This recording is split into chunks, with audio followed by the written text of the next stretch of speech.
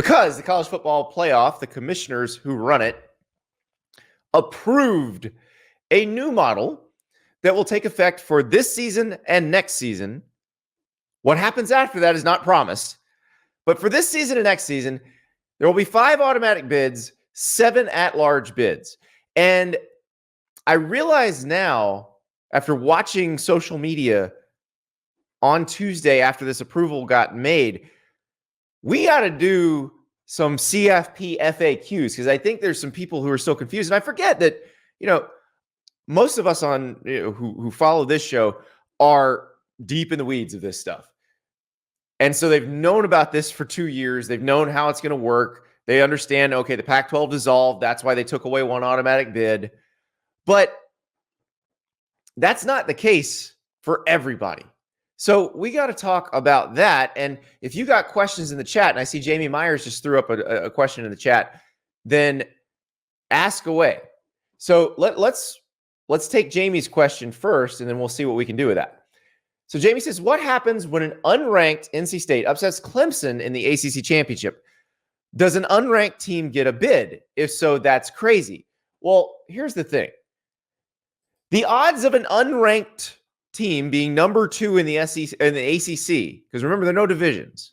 And at the question you asked, NC State and Clemson, like there's no way that would have happened in the old divisional system because they were in the same division. But there's probably no way that the second place team in the ACC isn't ranked.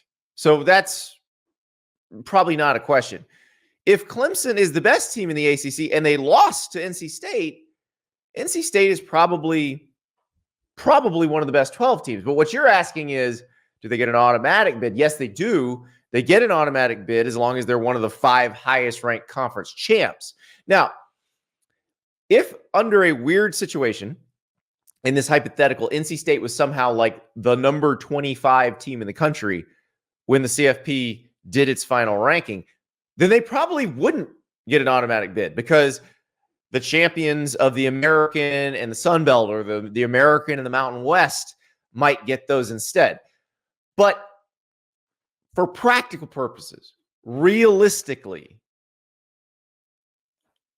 that NC State team would be ranked fairly high, being the second best team in the ACC, beating Clemson if we're assuming Clemson's the best team in the ACC.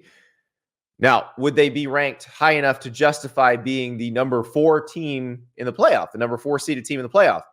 That's another question, but that's probably what they'd be. So let's just break this down. We'll break it down generally, and then if you've got specific questions, then we will talk them. So generally, here's how it'll work. And again, this is for the next 2 seasons. What happens after that, they're going to start talking about today, and who knows where they go from there. But for the next 2 seasons, it's supposed to go like this. So you have 5 automatic bids, 7 at-large bids. The reason they're doing this, they originally were going to do 6 automatic bids and 6 at-larges. The Pac-12 dissolved. And I know there's still the 2-pack out there, but it was impractical to have that 6th automatic bid. So they're going to move to 5. The top 4 seeds must be conference champs. So why did they do this? The reason they did this is to add stakes to their conference championship games because they want their conference championship games to remain valuable television properties. That's why they're doing this. That's why the conference champs get these high seeds. So the SEC championship game, the 2 teams in the SEC championship game are making the playoff. Like, they're in the top 12. We know that. But having a bye versus having to play a first-round game is a big difference. Having a bye versus having to go on the road for a first-round game is an even bigger difference. So that's why they're doing it this way. So let's talk about how this will work. Practically speaking, unless some league is just incredibly down, and given what we see going into 2024, I don't see it. Your top 4 will be, in some order, Big Ten champ, SEC champ, ACC champ, Big 12 champ. So in some order, that'll be your top 4. And if there's an upset in the conference championship game, yeah, that team gets a bye. That is not them trying to reward deserving teams. That is them trying to add drama to the conference championship weekend. And it will. It'll definitely add drama. But that's how that works. So I'm sure your next question is, what about Notre Dame? Notre Dame, and I saw this on social media on Tuesday, as if people had not been paying attention for 2 years. Notre Dame cannot be a top 4 seed. It doesn't play a conference championship game. The highest it can be is number 5. Now, is anybody at Notre Dame complaining about that? No, they are not. Why? Because Notre Dame AD Jack Swarbrick, he's on his way out, but he was involved in the creation of this process. He was one of the 4 people who created this format. And so this was a horse trade by Jack Swarbrick. He trades Notre Dame never getting a top 4 seed for as long as this type of format exists. Notre Dame never has to consider entering a conference in football, because this format, as long as there are this many at-larges, Notre Dame, if they're 10-2, they're in. If they're 10-2 and their schedule is even reasonably difficult, they're going to be in. Jamie, another question. So the automatic bids include the group of 5 also? Yes. One we think. It could be 2. Like Jamie's earlier hypothetical is if you said the ACC champ or the Big 12 champ or whoever, if they wound up ranked 25th, but the American champ wound up ranked 13th and the Sun Belt champ wound up ranked 15th, then those 2 would get in because they're ranked higher. They're not codifying it by saying the members of these conferences get the automatic bid. They're just saying highest ranked because they're assuming that the highest ranked will be from the Big 10, the SEC, the ACC, and the Big 12. Ed in the chat, what happens when a 12th ranked Ohio State team gets left out for Coastal Carolina? Well, that Ohio State team knew how the format worked and should have finished 11th. That's what happens, because you're doing this to keep this a national framework. That's why you have that one automatic bid for the group of 5. You want to keep it a national framework. You want those conferences to feel included. You do not want them to sue you. And that's why that happens. So it could be very interesting. Gil in the chat, I can see 4 teams from both the Big 10 and the SEC getting in. That only leaves 4 spots with 3 remaining conference winners and 1 left. That's true. That's entirely possible. You could have four SEC teams, 4 Big 10 teams. We'll actually talk a little more about that in a second when we talk about what's going to start getting discussed today. Chris in the chat, it's a benefit not to play in the conference championship game and then get a 5 seed, which is basically a bye. Yes and no.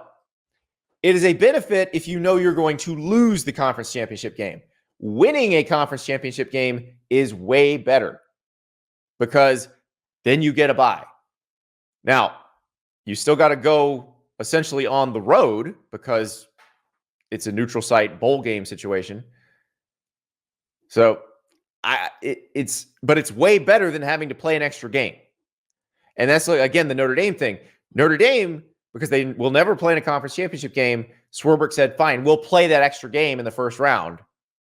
Just let us in and don't make us join a conference. That's where that comes in.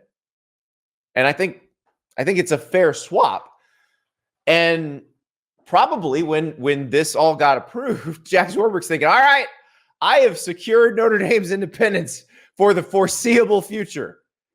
I think he probably would have been right had all this stuff not changed again, had all this stuff not been going on in the court system where the whole sports, the way it's financially arranged is going to change.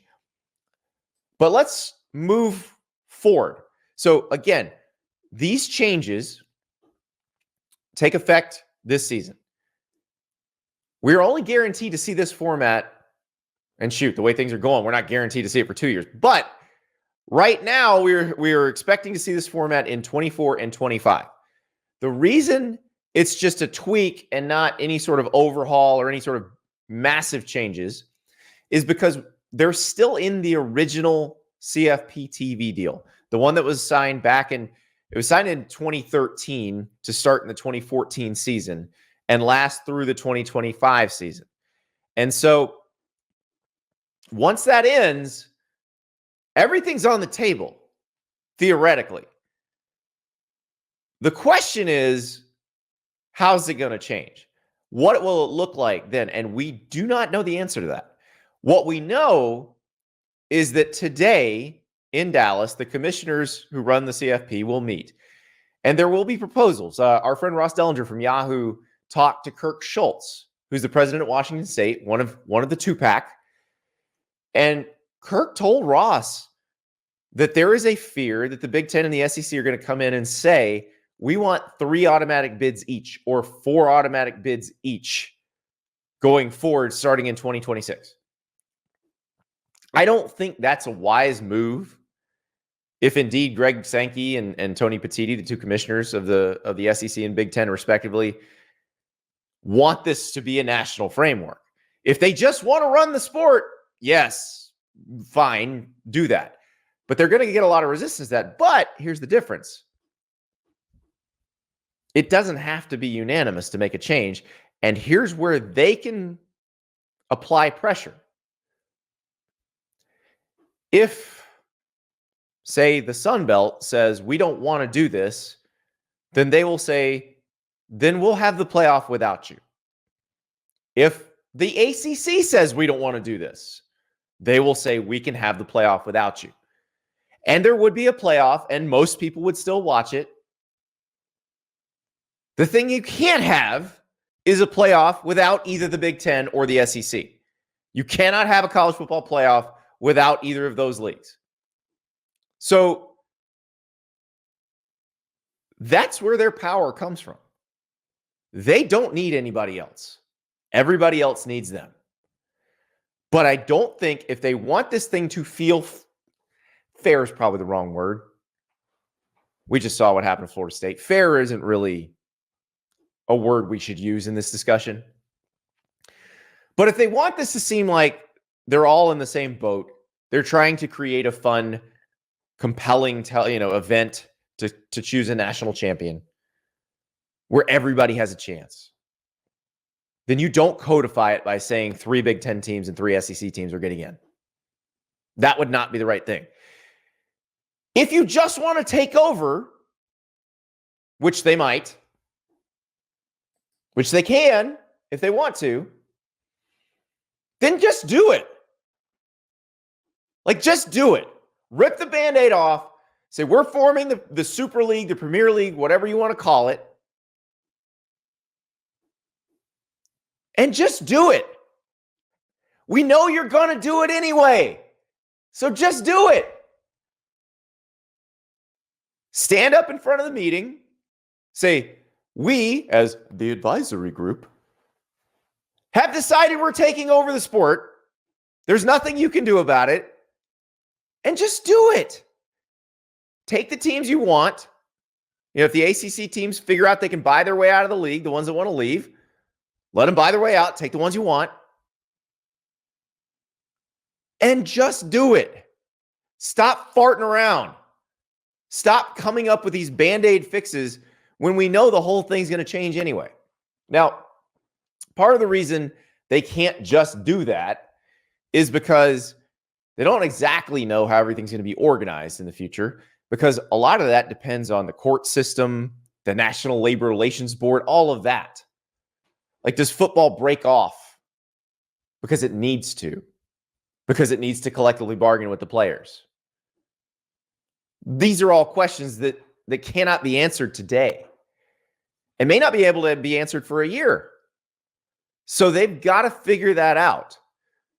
But I don't think trying to Bigfoot everybody else by saying we want 3 or 4 automatic bids, I don't think that helps the cause. If you're trying to create a compelling event, everybody feeling like they have a chance creates more drama. We're about to see what I call the best event in American sports. the NCAA tournament. Now, do we know that the Big Ten and the SEC and the ACC are going to get multiple teams in? Yeah. The Big 12 is going to get it. I mean, the Big 12 might get more than half the league in. So you can do that. You can have years where you dominate the amount of teams in there. But they're not codified in there. There's nothing that says the Big 12 gets 7 teams in to the NCAA tournament. Now, when we talk to James Fletcher next, we'll talk about how the Big 12 cracked the code on the net ranking and how they figured this out to get more teams in. But that's a basketball discussion. This is a football discussion. And you're going to have years, if you did this system for the next 15 years, which I don't think they're going to, but if you did this system for the next 15 years, you would have years where the SEC got 4 or 5 in, where the Big Ten was super strong and got 4 or 5 in. You would have that with the at-larges. But I can understand because everybody wants to protect their money. It's probably more like the SEC and the Big Ten are going to throw the automatic bid thing out there so that they can then trade it for a larger share of the money, which is a classic negotiating tactic. You say, here's this thing that we don't really think we're going to get anyway, but we're powerful enough and have enough leverage to make it seem quasi-realistic. But if you just give us this other thing that we want that you don't want to give us, we'll take that other thing away. And you don't have to worry about that. So maybe that's what they're doing. Maybe that's how they get a larger share of the money. Because if you're the Big Ten and the SEC, again, they cannot have a college football playoff without you. So if you want more money than the ACC and the Big 12, you can leverage your way into that. They can't have a college football playoff without you. They can have one without the Big 12. They can have one without the ACC. It wouldn't be as fun. It wouldn't be as interesting, but they can do it. But Wednesday, they enter the no bad ideas phase because they start talking about what the next deal looks like. And remember, ESPN and the representatives of the CFP have already agreed in principle on a new TV deal that would extend ESPN's televising of the tournament for another 6 years. But that has to be approved by the other commissioners. It doesn't have to be unanimous like the changes to this format had to be. So we will see what they decide on. It is subject to change because, again, as we talked about earlier this week, we don't know if those teams that want to get out of the ACC are going to be able to get out. If they can, changes the membership to conferences.